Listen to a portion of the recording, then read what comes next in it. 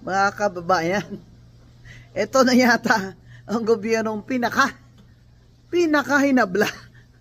The most sued government in the history of the Philippines. Yung grupo ni Justice Antonio Carpio, hinabla din namin si Speaker Romualdez. Di ba, ng Mandamos, hinabla ng P3PWD. Dahil yung representative namin, na ayon sa order ng Supreme Court, ay magpalit lang kami ng nominee.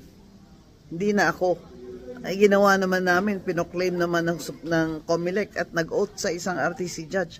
Ayaw pa rin niyang paupuin. Ayaw mo niyang bigyan ng oath, ceremonial oath dyan sa House of Reps. Kaya kami pumunta sa Korte Suprema at nagsumbong na i-declare na ang constitutional yung internal rule na yan ng House na kahit na proclaim ka na, naka-oath ka na, hindi ka pa rin makaupo pag hindi ka nag-surrender oath dyan sa Speaker.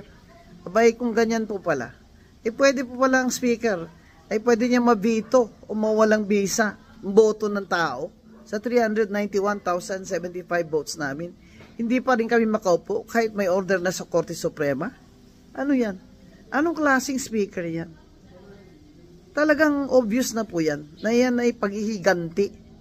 Itong mga Marcos ay mapaghiganti o vindictive. At itong si Speaker Romualdez ay kasama po dyan bilang pinsan niya. She is part of the Marcos dynasty. Kaya ganyan po. Sana naman ay dahil rule of law tayo, demokrasya tayo dapat. Ay hindi sila ganyan. May isa pang nagabla sa kanila, yung aking mortal enemy na si Topacio. Inabla din sila sa ombudsman, criminal case.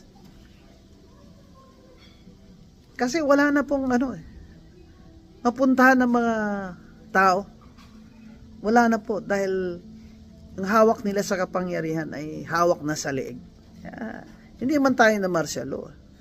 Ay, malapit na po tayo, parang ganun.